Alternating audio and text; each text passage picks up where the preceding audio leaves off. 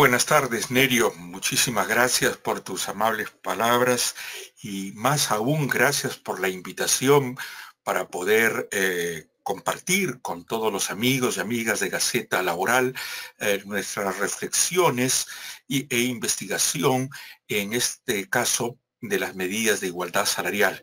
Como siempre, quedo muy agradecido y reconocido respecto de el papel de Gaceta Laboral como medio importantísimo de difusión del derecho del trabajo. Bueno, y también de las otras disciplinas que también tu institución mantiene, ¿no? Como es en el área tributaria, contable, penal, derecho de familia. En este caso,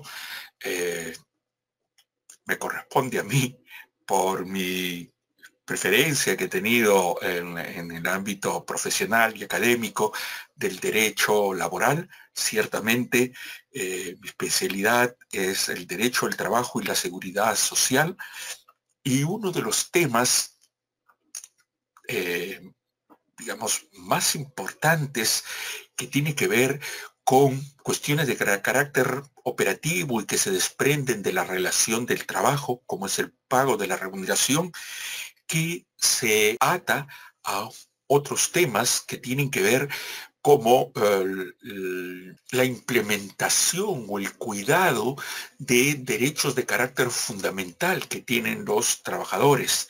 Bueno, no solo los trabajadores, toda persona humana, como es la dignidad, y que tiene como correlato inmediato para poder cautelar estos derechos fundamentales, me he referido en este caso a la dignidad, como un derecho que sirve para entroncar muchos otros, como es el derecho a la igualdad, a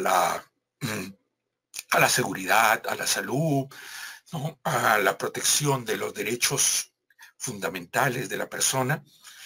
Y en este caso, atado al derecho a la dignidad de la persona, está el derecho a la igualdad. Y cuando nos referimos al derecho a la igualdad, no se trata de que se trate a todos por iguales y hacer una especie de tabla rasa, no. El mejor sentido de entender el derecho a la igualdad ante la ley y la igualdad entre las partes en el sentido dinámico y protector es entendido como la igualdad de oportunidades.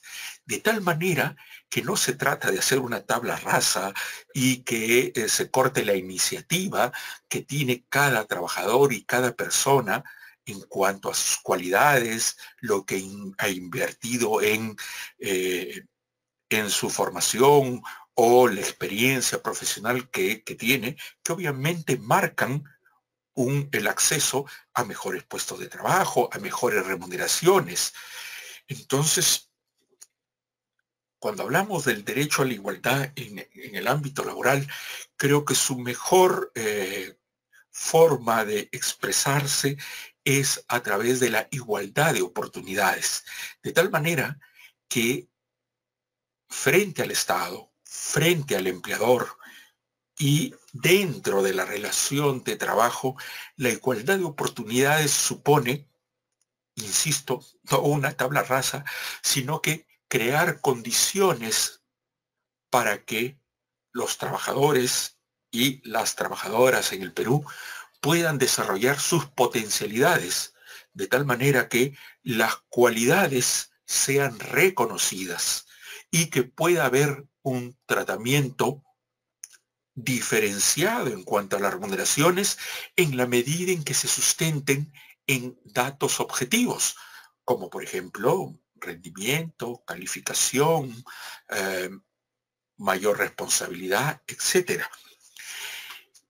Esto, que es base de nuestra Constitución y respecto de la cual también tenemos obligaciones con los convenios de la OIT, que son parte del ordenamiento jurídico laboral, se han planteado ya hace muchísimos años, y estoy hablando de un horizonte de más o menos unos 20 a 25 años en cuanto a normas internacionales, en cuanto a la Constitución, también, tanto la Constitución actual como la del 79, mantienen este esquema de protección y de reconocimiento de la igualdad de oportunidades como expresión de del derecho, que no solo es un derecho, sino que es un elemento esencial de una sociedad democrática, que es la igualdad,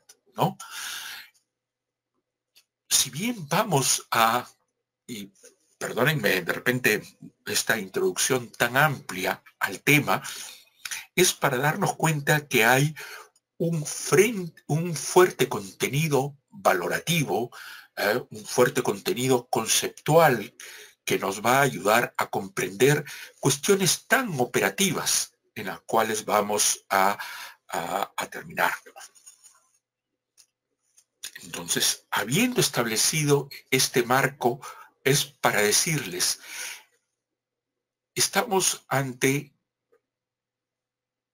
el primer, digamos, la primera manifestación concreta en el ámbito de los derechos laborales en el régimen para el sector privado, de normas concretas que nos traen a quienes estamos ocupándonos del quehacer laboral, tanto como empleadores, en cuanto a asesores de empresas o encargados de recursos humanos, etcétera, es que estas normas que les decía tienen un horizonte mediano en el tiempo, ¿no? Estamos hablando de unos 30 años atrás, en que hay el reconocimiento constitucional expreso de estas normas, las normas internacionales que se han incorporado a través de la suscripción del Perú de convenios de la Organización Internacional de Trabajo y de la dación de normas importantes referidas a el mandato de no discriminación, a la igualdad de oportunidades, a normas que proscriben la discriminación en el acceso al empleo, etc. Tenemos un marco normativo rico, pero no habían establecido obligaciones tan concretas como las que ha establecido la Ley 30.709, que es la que vamos a desarrollar en este diplomado. La Ley 30.709, que data del 27 de diciembre del 2017 y que ha entrado en vigencia ya el 1 de enero del 2019,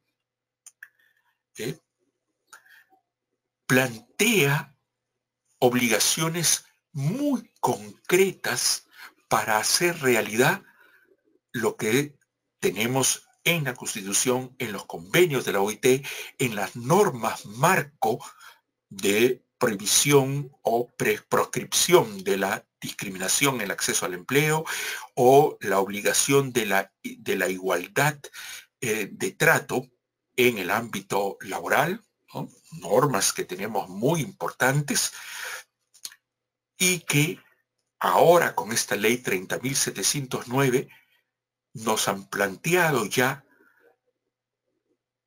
situaciones o mecanismos, creo que ese es el término más correcto, mecanismos concretos para que los empleadores, asumiendo el papel el papel directriz que tienen y de organización en la relación laboral, se les plantea ahora a todos los empleadores del régimen privado. Aquí lo que vamos a desarrollar es las obligaciones de igualdad salarial en el ámbito privado. Esta ley 30.709 trae estas obligaciones concretas, que son dos esencialmente. Comenzamos con la más sencilla, que nos va a servir para darle un orden a la complejidad de la ley 30.709 en cuanto a poder desarrollar las medidas de igualdad salarial. Primero, tener unas políticas salariales. que es fácil decirlo, implica todo un documento que felizmente tenemos una guía por parte del Ministerio de Trabajo. Estas políticas salariales serán de carácter obligatorio, en la cual el empleador debe plasmar cuál es su perspectiva para la determinación de los valores de los puestos a los cuales correspondan remuneraciones para cada puesto de trabajo, cuáles son los mecanismos para ir avanzando en el desarrollo de una carrera en el ámbito privado, por ejemplo, las capacitaciones, las calificaciones, los planes de desarrollo, los concursos internos, etcétera. Todo esto se tiene que plasmar en las políticas salariales y políticas que deben ser comunicadas a los trabajadores, tanto mediante la entrega del documento como a través de charlas informativas en forma individual, en forma grupal, por áreas, por sectores, por niveles o categorías de trabajadores. La cosa es que haya una comunicación de las políticas salariales, lo cual no se trata de poner en conocimiento cuánto ganan todos los trabajadores, sino que todos los trabajadores sepan cuáles son los mecanismos para la atribución de las remuneraciones. Muy bien. La segunda gran obligación es desarrollar un cuadro, que es el cuadro de categorías, el cuadro de categorías y funciones, dentro de la cual veremos un ejemplo que nos puso inmediatamente. Permítanme primero esta explicación un poco teórica, veremos luego a qué cuadro me estoy refiriendo. Un cuadro donde podamos tener niveles, categorías, puestos de trabajo, los descriptivos de las funciones y misión de cada puesto de trabajo, de tal manera que desarrollemos un manual de perfiles de puestos para luego determinar el género de cada puesto sobre la base de criterios objetivos, bajo la revisión de la planilla actual, la revisión histórica de la planilla, la opinión que tenga el comité que formamos o que debemos formar de discriminación salarial, para luego hacer la valorización del puesto. La valorización del puesto, que es un mecanismo bastante complejo y que vamos a desarrollar en este diplomado, este mecanismo de valorización implica un ejercicio para el empleador o para los especialistas con los que cuenta el empleador o con las que vaya a contratar el empleador, en el caso se contrate una consultora externa para hacer la valorización del puesto, implica determinar el valor relativo que tiene cada puesto de trabajo respecto del objetivo social de la empresa. De tal manera que la valorización pues va a ser muy particular respecto de cada empleador, sobre la base de haber distinguido que primero los puestos de trabajo. Para eso vamos a desarrollar el manual de perfil de puestos y sobre esa base hacer una valorización que implica un procedimiento complejo, como veremos, para luego plantearnos unos ejercicios de cruce de información cuando ya tengamos nuestro cuadro de categorías de funciones con la debida valorización, poder establecer si hay brechas salariales. Entendidas las brechas salariales como aquellas situaciones de diferencia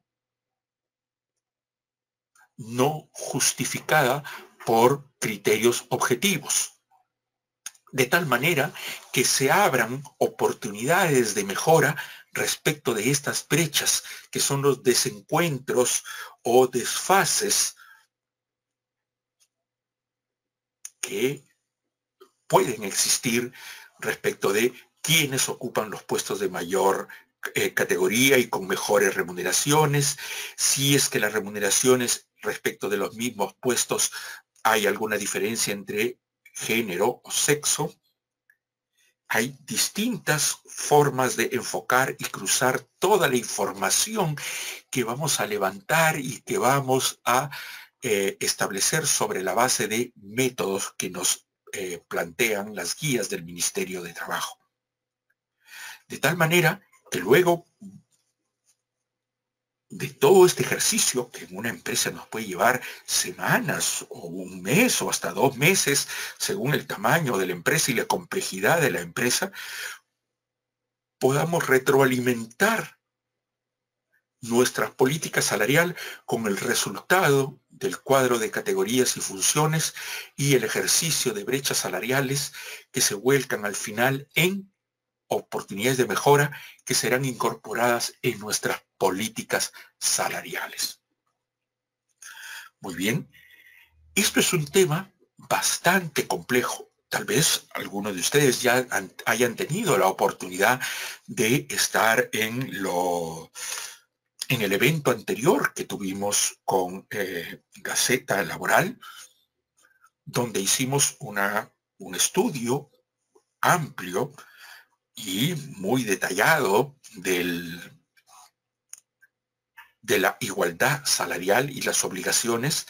La diferencia es que ahora en este diplomado, en la medida en que tenemos más horas de desarrollo de todos los temas, son, recordemos, 18 horas en 6 sesiones de 3 horas cada una, donde podremos explicar toda la parte conceptual, valorativa, todos los términos, luego ver todos los planes y guías para poder desarrollar y cumplir con las obligaciones que serán exigidas por la Administración de Trabajo.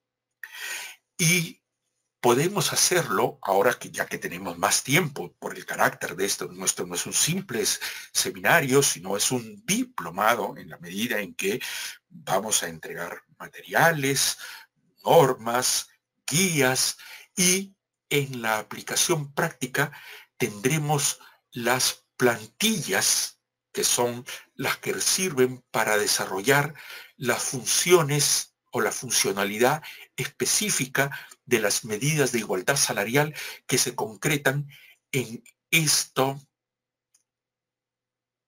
documento que es el CCF, le llamamos en términos ya de una jerga que se está imponiendo, que es el cuadro de categorías y funciones y la valorización de puestos. Bien, entonces, un poco para diferenciar respecto, para que vean que no es gratuito el hecho de que nos hayamos comprometido a desarrollar un segundo evento, y ahora con carácter de un diplomado, que no es una mera repetición de lo que hicimos anteriormente, que ha tenido un valor enorme, pero ahora al duplicar o un poco más todavía el número de horas, es que podremos desarrollar en forma práctica y ese desarrollo práctico implica por parte de nosotros que planteemos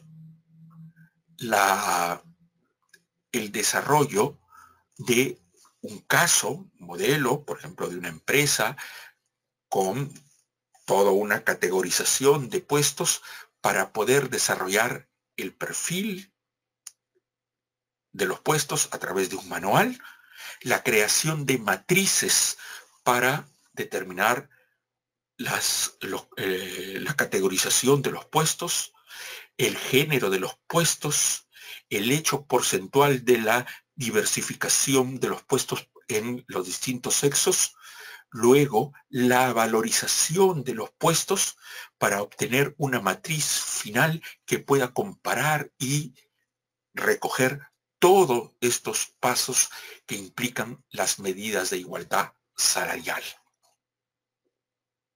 Bien, estas obligaciones contenidas en la ley 30.709, que prohíbe la discriminación remunerativa entre varones y mujeres, que les había ya anunciado, vigente desde el 1 de enero del 2019, obliga a todos los empleadores del sector privado la determinación de categorías, funciones y valorización de puestos a través de cuadros. Estos cuadros que los vamos a desarrollar acá en forma muy operativa y práctica, no en forma, digamos, estacionaria a través de un cuadro que puede estar contenido en un PowerPoint, no. Vamos a utilizar la herramienta Excel de Microsoft, ¿no?, para poder mostrar y dotarlos a ustedes no solo del conocimiento teórico, el conocimiento conceptual, la base de los valores que subyacen para poder entender, para poder llegar inclusive a lo más operativo. Tenemos que comenzar con cuestiones de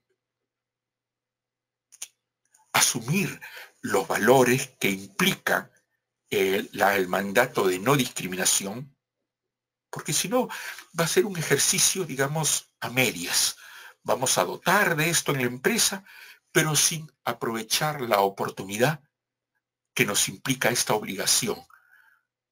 No solo tomemos mi cometido, un poco ambicioso, es que no solo ustedes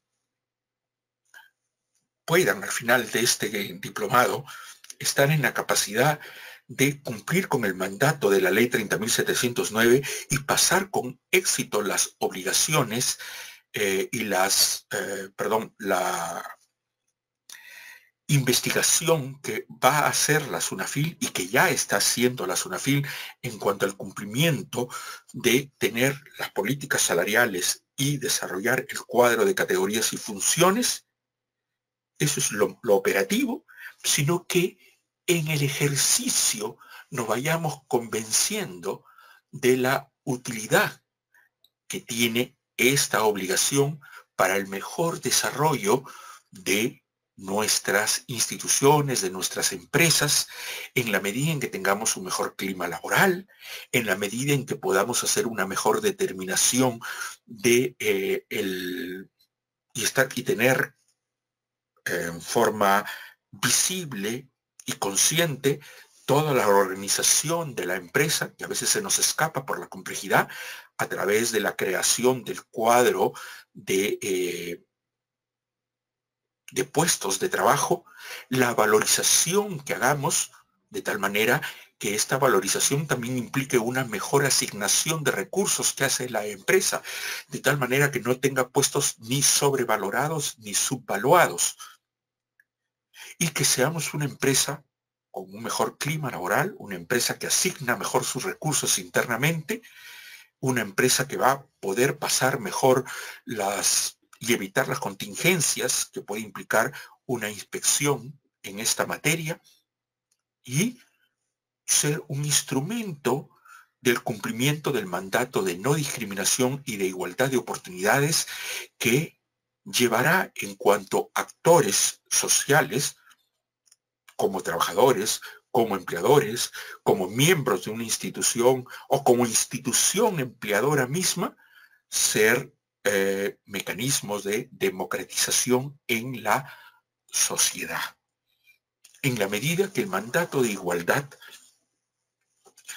está en la base de una sociedad democrática.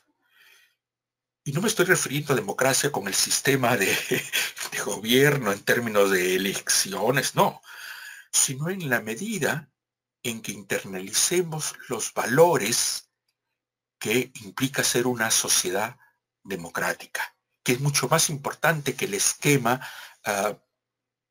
digamos, del Estado en cuanto a Estado democrático, que está muy bien, sino ser una sociedad democrática implica internalizar los valores.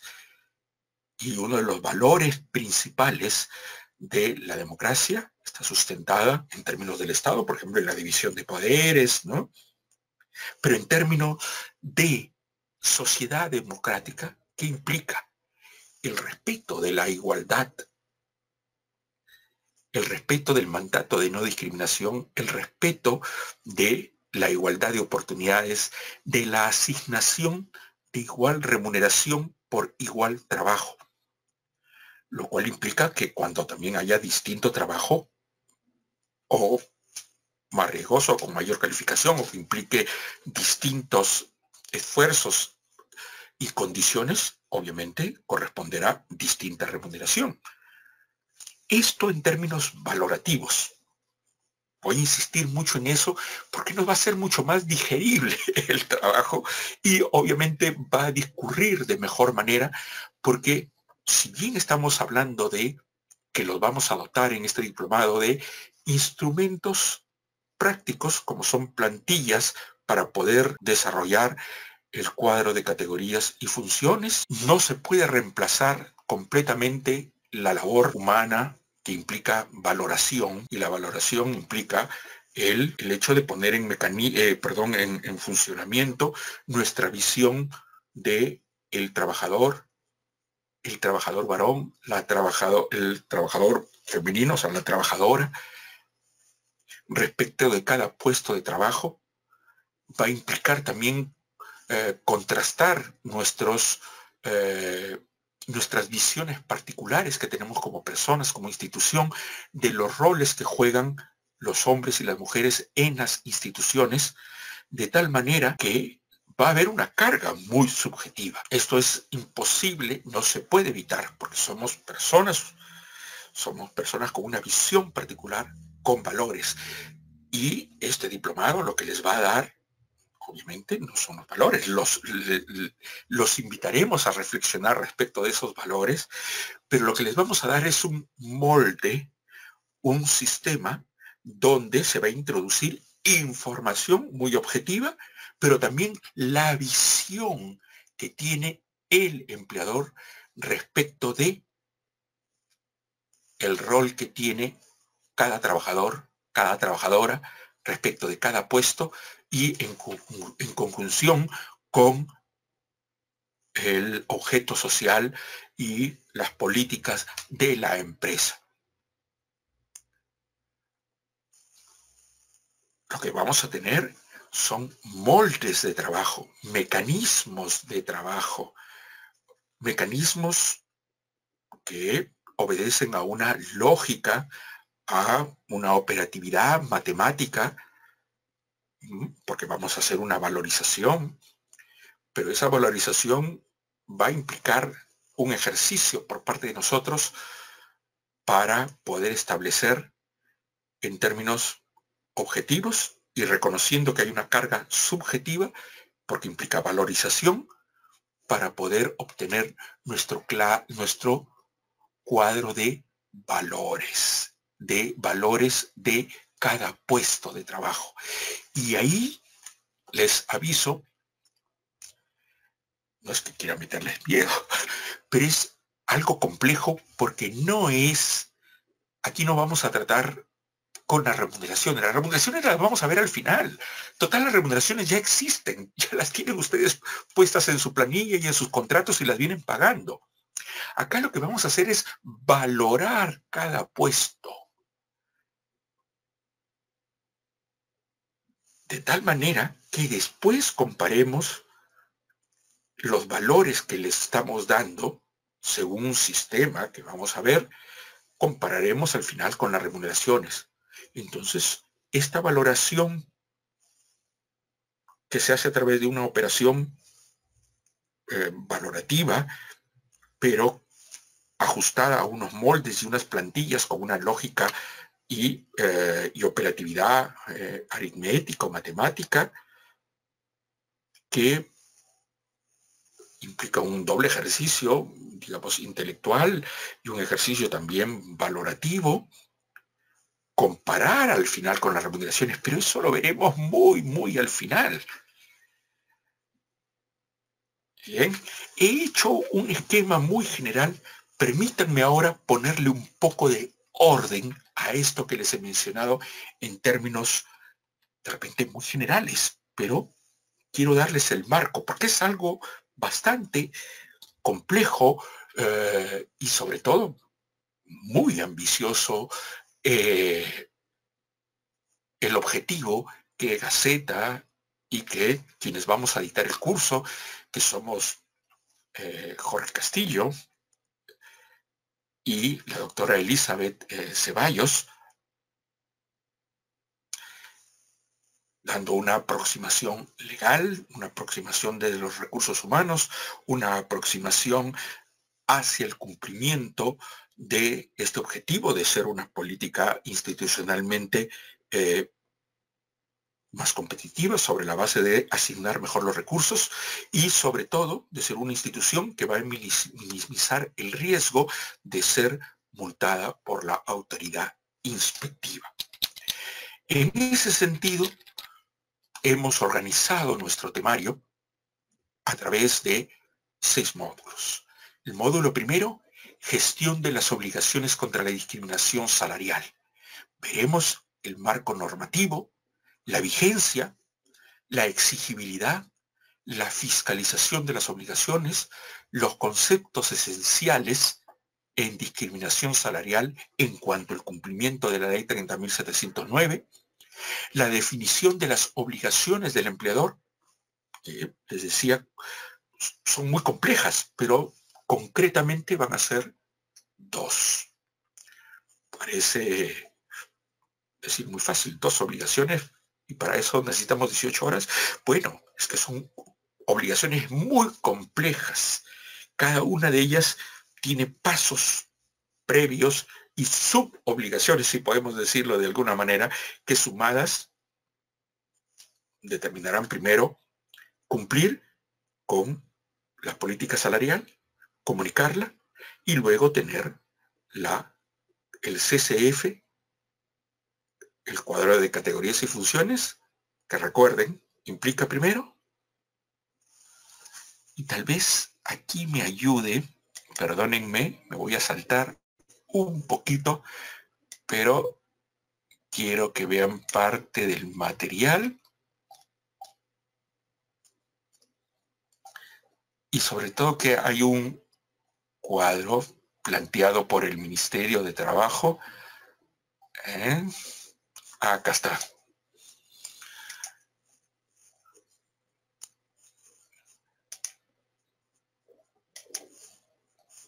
¿Lo ven?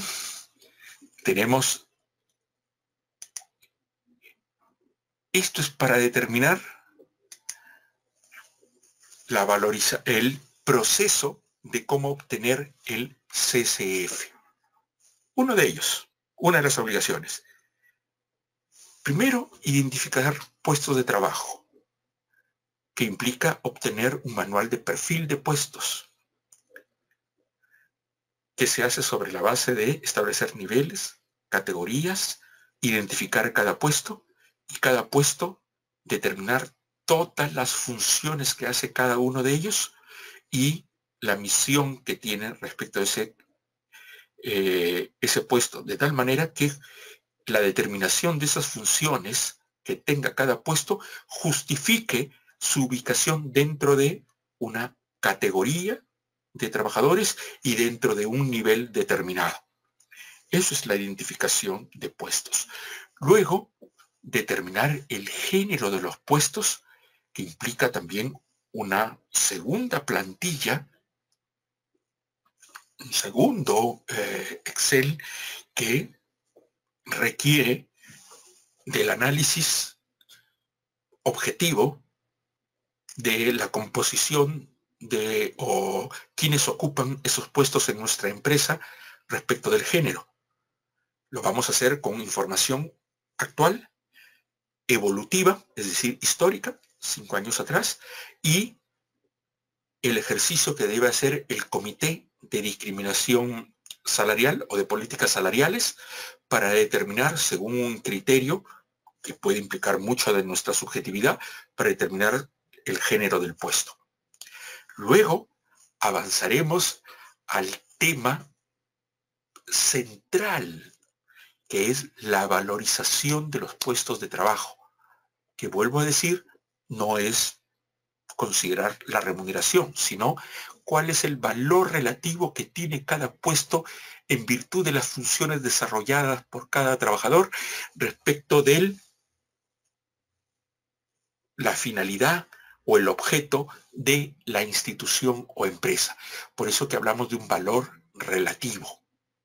Y esa valorización se va a hacer a través de la metodología de puntos por factor. Puntos por factor, que es una metodología que sugiere el Ministerio de Trabajo en la medida en que es también la metodología que la Organización Internacional de Trabajo, la OIT, recomienda, que el Ministerio ha tomado para sí y sobre esa base ha elaborado las guías. Luego, a comparar y calcular las brechas, que implica que cuando ya tengamos valorizado cada puesto y tengamos nuestro cuadro de categorías y funciones, crucemos toda la información sumada las remuneraciones y determinemos si hay desencuentros o desfases entre valorización, remuneración, sexos, categorías, niveles, y que nos planteemos como institución cómo vamos a superar esas brechas a través de la implementación de medidas para eliminar la brecha salarial. Bien, esto les decía que es el esquema de trabajo para una de las obligaciones. Luego, plantearemos en el punto quinto del módulo 1 la secuencia operacional para el cumplimiento de las obligaciones antidiscriminatorias. Ya se los he mostrado de alguna manera con ese cuadro. Dense cuenta que implica inclusive para nosotros, para la doctora Elizabeth Ceballos y para mí, todo un reto para poder sintetizar y mantener orden para no perdernos en esta complejidad de mecanismos que, si lo llevamos en forma secuencial, porque si partimos en forma desordenada estamos perdidos. Vamos a hacerles una secuencia operacional, punto por punto, casi invitándoles a que no se separen, aun cuando ya sepamos en qué va a terminar. No, vamos a seguir casi como un manual, ¿no?, para poder determinar esta secuencia operacional para el cumplimiento de las obligaciones antidiscriminatorias. En el módulo 2 veremos los documentos y equipo de trabajo. Se tiene que conformar un comité de igualdad salarial que se va a encargar, en primer lugar, y ya habiendo analizado, llevado varios seminarios y haber recibido la retroalimentación de las preguntas de los amigos y amigas de Gaceta Laboral o de los que yo he recibido a través de la práctica profesional en este tema concreto en los últimos meses, es que desarrollemos y planteemos primero la elaboración de las políticas salariales con carácter preliminar y con cargo a reformularlas cuando terminemos la segunda obligación, que es el CCF. Luego analizaremos todo el deber de información y de transparencia que debe tener el trabajador, el empleador respecto de los trabajadores, ver cuáles son las obligaciones que tiene para, en cuanto a trasladar información respecto del trabajador, sus órganos representativos o órganos sindicales frente a la administración de trabajo o frente a una autoridad judicial. En el módulo 3 nos ocuparemos de el cuadro de categorías y funciones, que implica, como les había mencionado ya en este cuadrito que vimos en el PPT, en este cuadrito rojo que vimos de 5 pasos, es la identificación de los puestos de trabajo, que implica no solo decir, porque aquí no vamos a a determinar qué es lo que hace Jorge Castillo, qué es lo que hace Nerio González, qué es lo que hace Elizabeth Ceballos. No, determinamos el puesto. Aquí vamos a despersonalizar y vamos a ubicar las funciones a través de los puestos que tiene la empresa. Ahí veremos que hay de repente estamos repitiendo puestos o estamos denominando equivocadamente. Esto nos va a permitir plantear cómo, no quiero mencionarlo para no confundirnos, pero esto se parece mucho a lo que hay en el sector público. A los que tienen experiencia en el sector público, es muy parecido a lo que es el CAP, ¿no? El cuadro de asignación de personal, el manual de organización y funciones, ¿no? Ciertamente, en la medida en que vamos a identificar puestos, los vamos a ordenar y jerarquizar.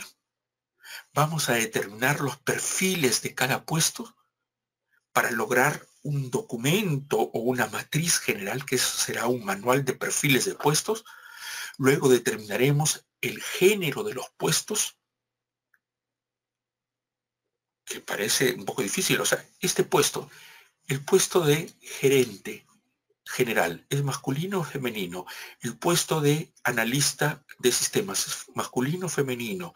El puesto de personal de limpieza, el personal de vigilancia, el contador, el abogado, el profesor, la profesora. Ahí el puesto, ya no diremos profesor, profesora, el educador en materia de, por ejemplo, educación inicial, el puesto de educador en,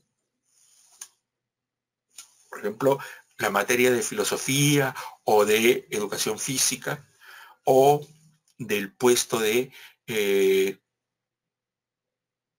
coordinador académico en un colegio, en una institución educativa, universitaria o técnica, etc. ¿Cuál es el género del chofer, del puesto de chofer? ¿Es masculino o femenino? Bueno, vamos a ver los mecanismos que nos da el sistema, que ya les había adelantado, que implica de tomar datos internos y externos. Internos será la visión actual de la composición de este momento, la composición histórica en cuanto a género y la visión que tenga el comité para poder determinar el género. Luego haremos nuestra matriz de puestos y para eso nos vamos a dotar de una plantilla.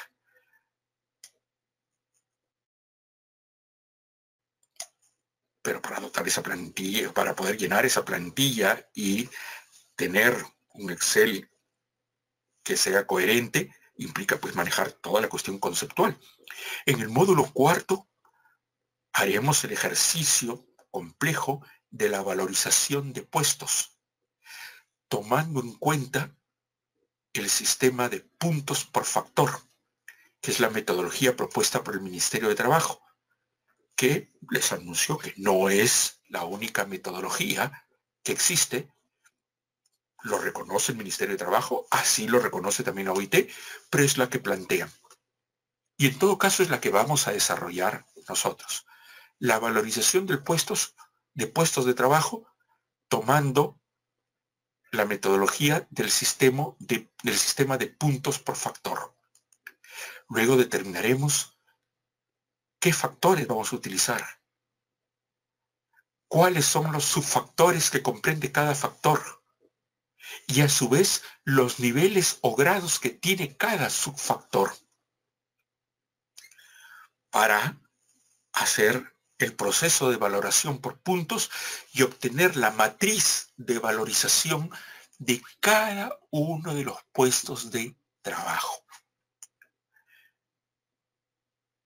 Para luego ya estar en capacidad de, en el módulo quinto, volcar toda la información que hemos ido desarrollando a través de estas plantillas o matrices, de tal manera que podamos comparar al final, obviando todos los pasos previos y complejos que requiere cada uno. Por ejemplo, obtener en ese cuadro final una de esas columnas implica varios pasos por ejemplo, nos vamos a ocupar todo un módulo para una columna, otro módulo para obtener el valor de puestos. Pero ya viendo al final en limpio todo en la última matriz, hacer el ejercicio que implica varios tipos de ejercicios para saber si tenemos brechas salariales. Es decir, evaluar la valorización de los puestos. Veremos los métodos para determinar la existencia de las brechas salariales. Las matrices para la determinación de las brechas.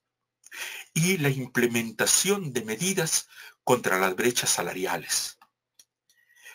Para, en el módulo sexto, ver cuál es el control por parte de la Superintendencia Nacional de Fiscalización Laboral de este proceso tan complejo, que parte de algo tan valorativo, que por eso les hablaba inclusive de valores democráticos, de el desarrollo, de la parte de los derechos sustantivos de nuestra Constitución, para terminar en cuestiones tan operativas como una plantilla Excel y números, pero que esa plantilla nos sirve para poner en orden toda la visión que tenemos como empleadores de nuestros puestos, del rol que cumplen los varones y las mujeres respecto de cada puesto o en términos mayores en toda la empresa o institución. Esto será controlado por la SUNAFIL y ya está siendo controlado. Les había dicho que la ley 30.709, si bien data de finales del 2017, entró en vigencia el 1 de enero del 2019 y respecto de las empresas medianas y grandes y gran empresa, ya estas obligaciones que estamos describiendo son exigibles y verificables, es decir, objeto de una inspección de trabajo desde el 1 de julio de este año. Ya hace 20 y tantos días que comenzó, o 20, ¿no? Estamos día 20, hace 20 días comenzó la fiscalización. Y para la micro y pequeña empresa, las MIPES, ellas serán controladas por parte de la SUNAFIL a partir del 1 de diciembre de este año. En un evento del mes de junio y mayo inclusive que dicté sobre este tema, yo había recogido información por lo que me habían comentado por ahí amigos o conocidos cercanos a la administración de trabajo, que era muy probable que se pospusiera la entrada en vigencia del control por parte de la SUNAFIL. Y eso lo expuse yo, pero miren, no fue así. No dio a marcha atrás la SUNAFIL y se están cumpliendo las fechas y plazos que se establecieron con la ley y el reglamento y las guías operativas. Ahora, aquí se tratan de infracciones que están calificadas como infracciones muy graves. Tanto el hecho de no contar con la política salarial, como el no comunicar o informar de las políticas salariales y no obtener este documento tan importante que implica estos pasos tan complejos, que es el CSF, el cuadro de categorías y funciones con la respectiva valorización de puestos. Estas tres obligaciones, políticas salariales, información a los trabajadores de las mismas y que el empleador haya hecho la valorización y que esa valorización sea reflejada en el CSF, el cuadro de categorías y funciones, serán controladas por la SUNAFIL.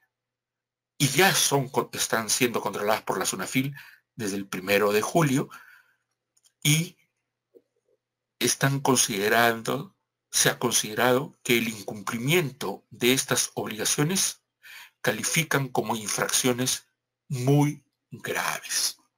Y sabemos que las infracciones muy graves tienen un costo de una valoración de hasta 200 UIT, obviamente aplicando la gradualidad dependiendo del número de trabajadores afectados. Pero estamos hablando del más alto nivel de las infracciones. Por lo tanto, no solo es importante, porque como les digo, y qué es lo que quiero lograr en términos, digamos, es mi ambición como capacitador, es que asumamos las ventajas de que la empresa sea un medio de donde se pueden expresar los valores democráticos de una sociedad en términos de lograr la igualdad en cuanto igualdad de oportunidades sin discriminación o diferencias de sexo. Esa es la parte valorativa. Y la parte obligacional es que podamos todos al final, todos los que participemos en el diplomado, estemos en la capacidad de lograr estas dos obligaciones concretas y poder pasar con éxito una fiscalización de la SUNAFIL. No es poco lo que nos planteamos como reto, siendo que es una obligación nueva, donde tenemos poca práctica, no solo los especialistas, sino también los que ven en términos operativos las relaciones laborales, ¿no? Los jefes de personal, los encargados de la contabilidad en la empresa, los administradores, según como se llamen, las divisiones en que están compuestas nuestras empresas o instituciones, ¿no? En algún caso dependerá del área laboral, del área de recursos humanos. Las más complejas estarán recursos humanos como dentro de la gerencia de administración, etcétera, etcétera, ¿no? Quienes asumimos la responsabilidad en materia laboral somos abogados, somos contadores, somos los administradores, economistas, relacionistas industriales, ¿no? Todo un sinfín de profesionales que participamos en la determinación del cumplimiento de las obligaciones laborales, en este caso concreto, las obligaciones no de discriminación. Por eso es que, además de plantearnos estos 6 módulos para poder llegar con éxito a estos objetivos concretos, es que hemos preparado materiales muy particulares. No solo la presentación clásica que tiene todo diplomado, que es la presentación en PowerPoint, sino que también ustedes tendrán acceso a material digitalizado que comprende toda la legislación pertinente, informes legales que he preparado, en este particular a mi cargo, con forma conjunta con la doctora Elizabeth Ceballos, y también los estudios y guías que el Ministerio de Trabajo nos ha proporcionado, los estudios que ha puesto a disposición de todos la OIT y que en formato digital se los ponemos, están a disposición de ustedes, aunque también podrían ir directamente a la OIT. Bueno, acá lo que se trata es la información puesta en forma ordenada y sistematizada para que pueda ser consultada. Siempre recuerdo a veces los abogados somos un poco dispersos, pero yo he tenido la suerte de trabajar por muchísimos años con contadores, administradores, que son personas mucho más ordenadas, ¿no? Entonces siempre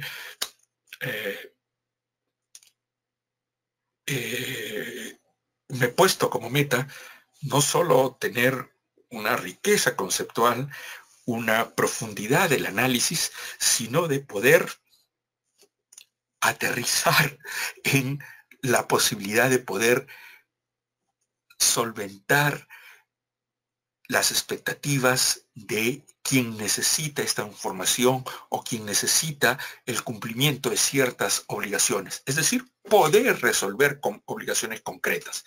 En este caso, las obligaciones en el marco de la ley 30.709, que son obligaciones referidas a la discriminación salarial por sexo. Para esto, para poder cumplir en estos términos de obligaciones muy concretas respecto de un tema tan complejo, es que nos vamos a sustentar en la presentación de cuadros y matrices en Excel, herramienta de Microsoft, que como hoja de cálculo nos permite incorporar enorme cantidad de información, no solo en cuanto al volumen, sino en cuanto al tipo de información, para poder ir desarrollando paso por paso matrices que nos permitirán cumplir con cada uno de los 5 o las 5 etapas del proceso que les planteé hace un momento, ¿recuerdan? Todo esto conlleva una o dos matrices por cada parte del proceso, de tal manera que al final podamos tener las obligaciones. Muy bien, quiero mostrarles ahora en términos un poquito,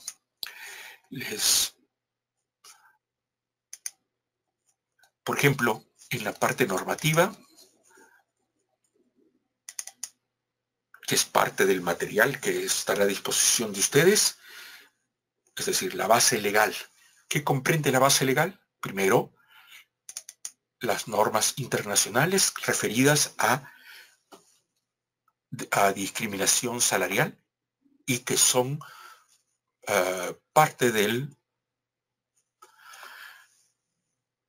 la regulación jurídica laboral, es decir, de la normativa peruana, en la medida en que los convenios suscritos por el Perú y los que vamos a traer a colación son convenios ratificados por el Perú, por lo tanto, parte del ordenamiento jurídico laboral peruano. Son 5 convenios de la OIT referidos a ello.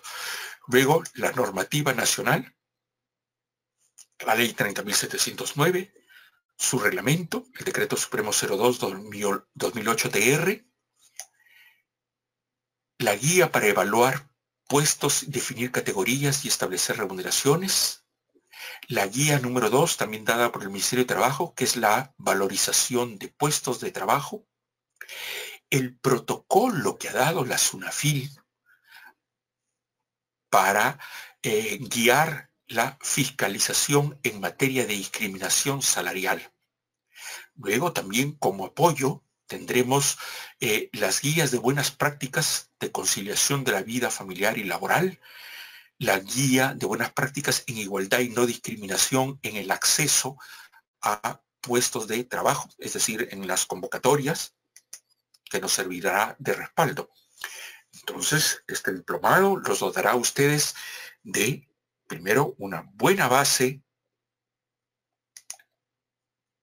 legal, luego informes legales que hemos desarrollado en forma exclusiva para estos cursos que implican un material de consulta a los que ustedes puedan consultar, además de las charlas que nosotros daremos a través del PPT, de las plantillas y de las grabaciones, porque todas las charlas se graban Cada sesión está grabada y ustedes pueden acceder a ello, pero si quieren tener una mayor aproximación, una mejor aproximación o quieren consultar y recordar, hemos preparado informes legales.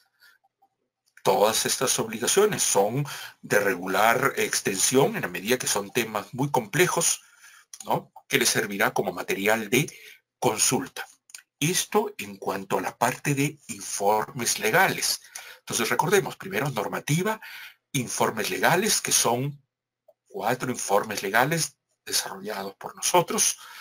Luego, la parte de documentos, que son documentos que ha establecido el Ministerio de Trabajo como la Política Nacional de Igualdad de Género, la OIT en cuanto guía de promoción de la igualdad salarial, un estudio de la OIT, la mujer en el trabajo, un tercer estudio de la OIT denominado ¿qué hay detrás de la brecha salarial de género?, que nos servirá de respaldo y de material de consulta.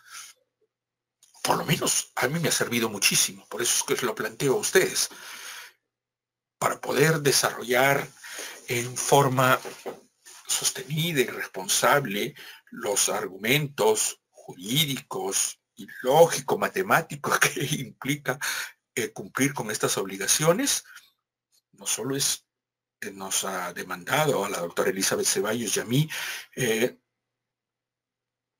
investigar la norma, desarrollarla, darle vuelta a las distintas normas referidas a discriminación, sino que en esta etapa ya estamos con un expertise que viene del dictado de estos cursos en forma acumulativa, ¿no?, a partir de comienzos de este año, el haber desarrollado estos informes legales, el haber desarrollado ya para algunas entidades que nos han pedido el servicio en cuanto a consultores, es decir, ya el sometimiento a práctica de todo este corpus normativo, valorativo y obligacional, y que será sometido a la pesquisa de la SUNAFIN, nos permite poder brindarles a ustedes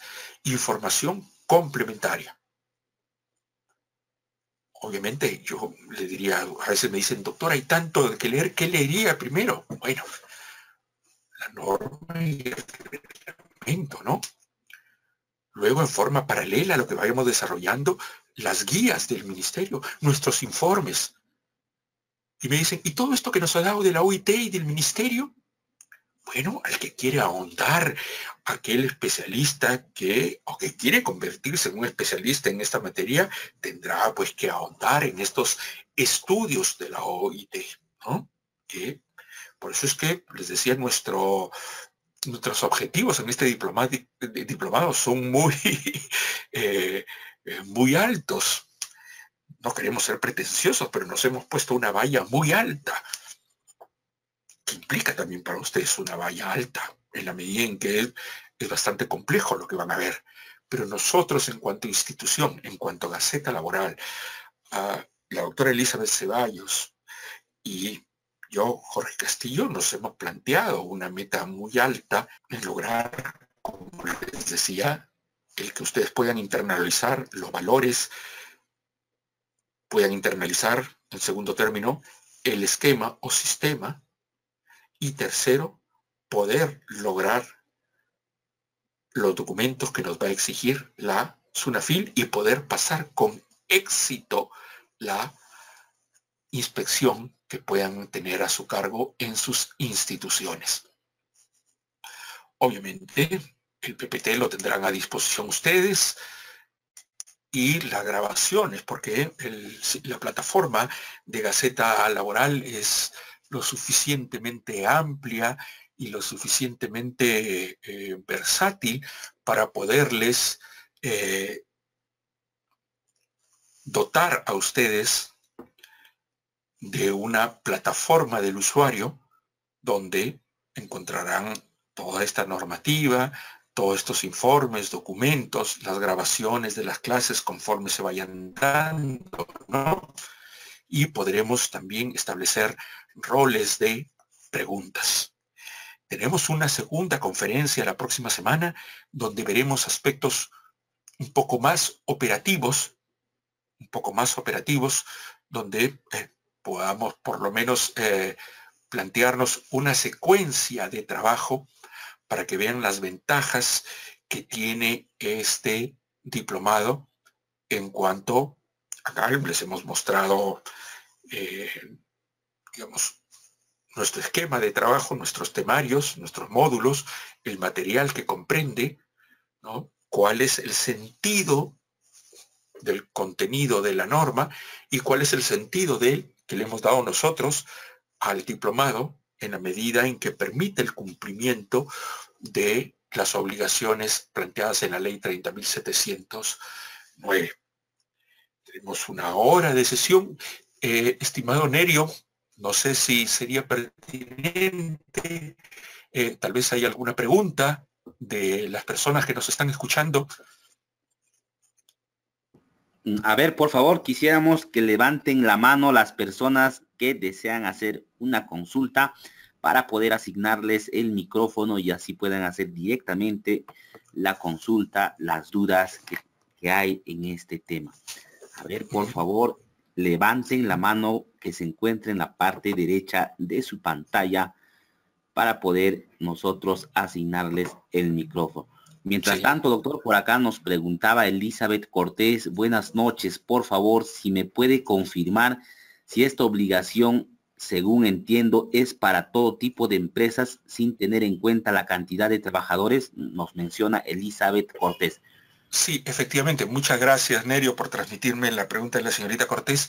Sí, es para todas las empresas de todas las actividades económicas, sean servicios, extractivas, transformación, producción, en general, comercio, industria, minería, pesca, educación, finanzas, todos los empleadores tienen que cumplir con esto.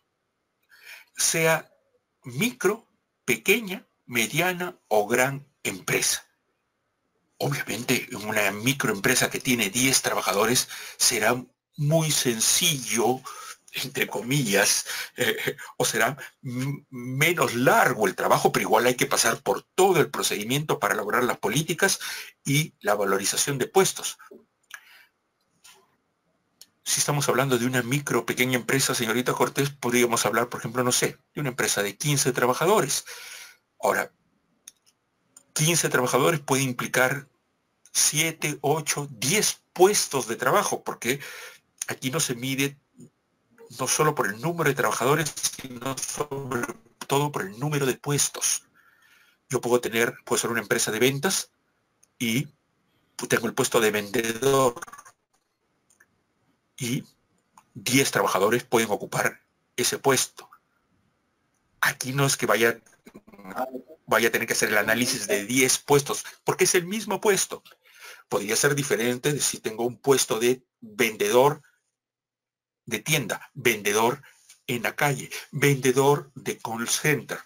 Bueno, ahí puedo establecer 3 categorías o 3 puestos distintos. Puesto de vendedor interno, puesto de vendedor call center, puesto de vendedor calle, por llamarlo de alguna manera.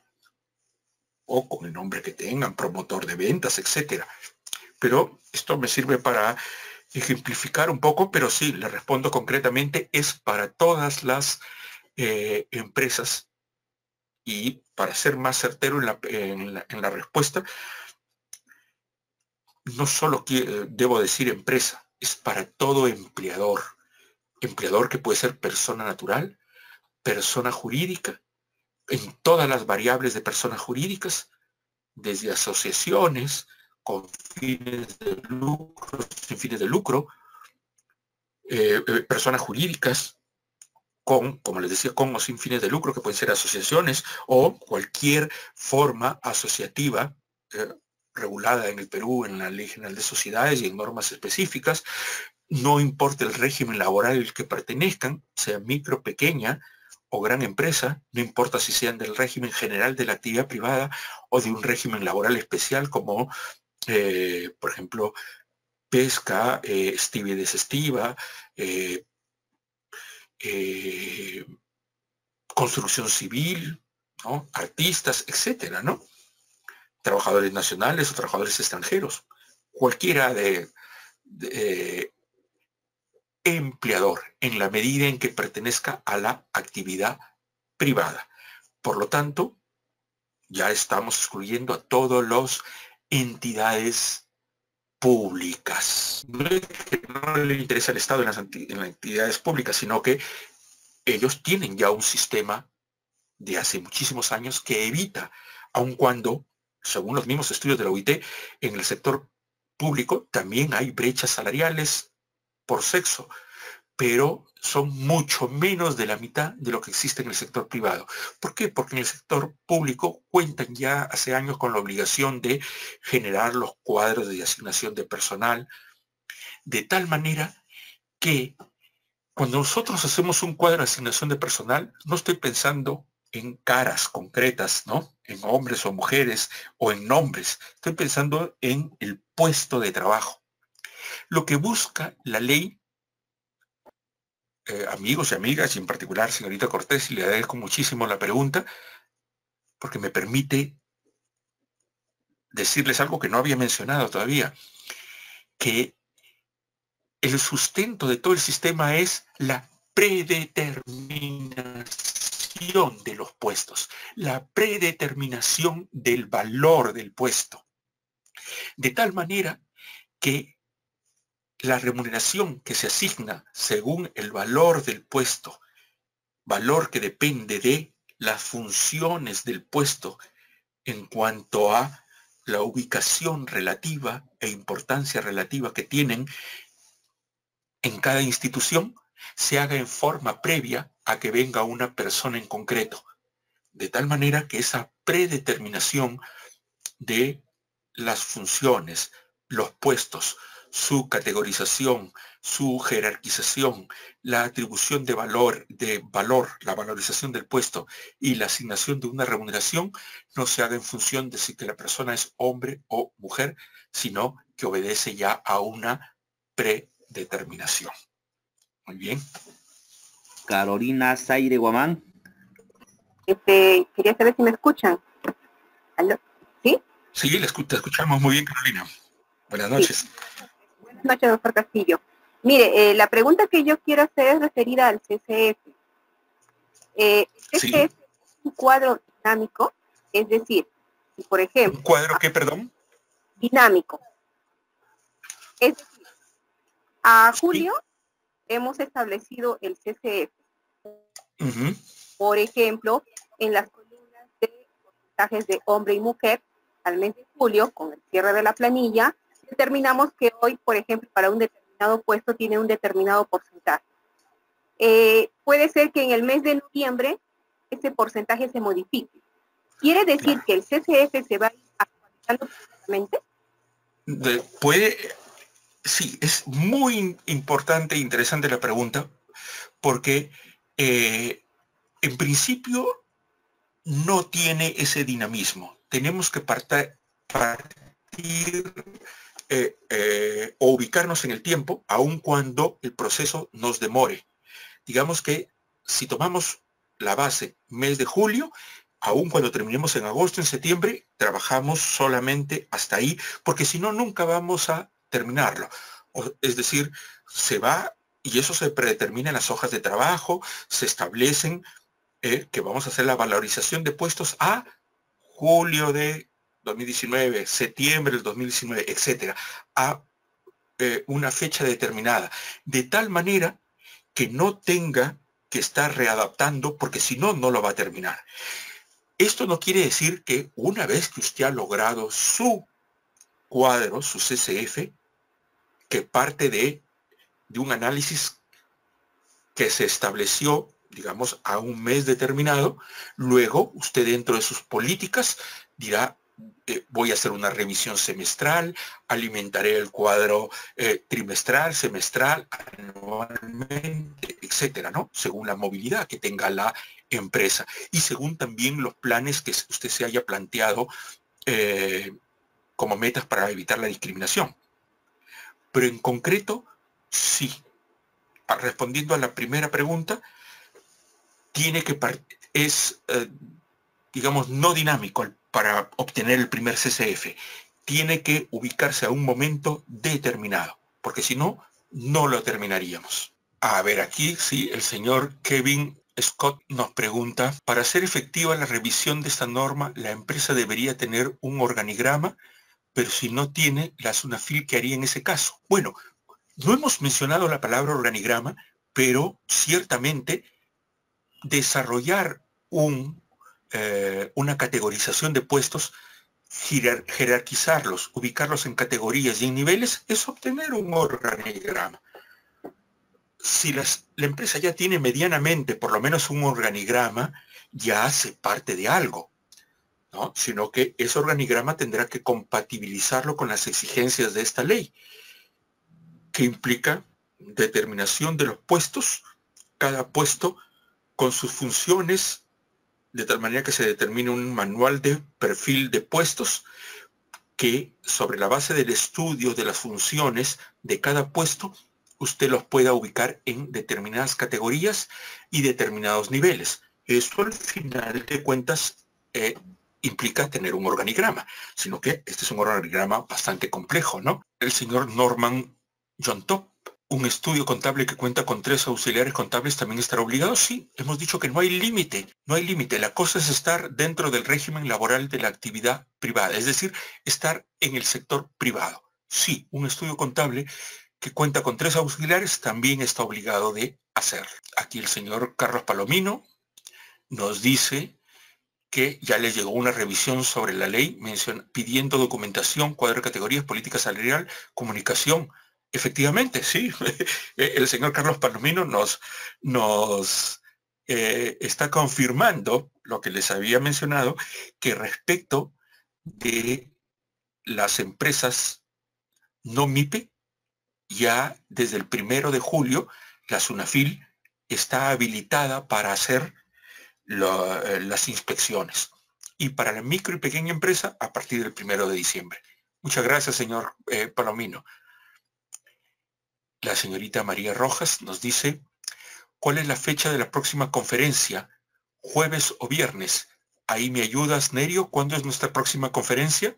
El jueves 25, doctor, ya que el viernes es antesala a las fiestas patrias, va a ser un poco difícil. Sí. Jueves 25 a las 7 de la noche, ¿no? Bien, muchísimas gracias, doctor. ¿Nerio? ¿7 de la noche? Sí, doctor Jorge. 7 de la noche. Sí, hoy día por César hemos comenzado más temprano. Sí. Y el día 5 de agosto tenemos un conversatorio con la doctora Elizabeth también, para poder ver y responder algunas dudas, consultas, preguntas. Claro, sobre todo darle una aproximación más rica en la medida en que yo de repente apunto a cuestiones más legales. La doctora Elizabeth Ceballos, que además de ser una magnífica laboralista, tiene especialización en recursos humanos y una vasta experiencia en organizaciones de bastante magnitud en cuanto a trabajo interno y también de asesoramiento para distintas organizaciones.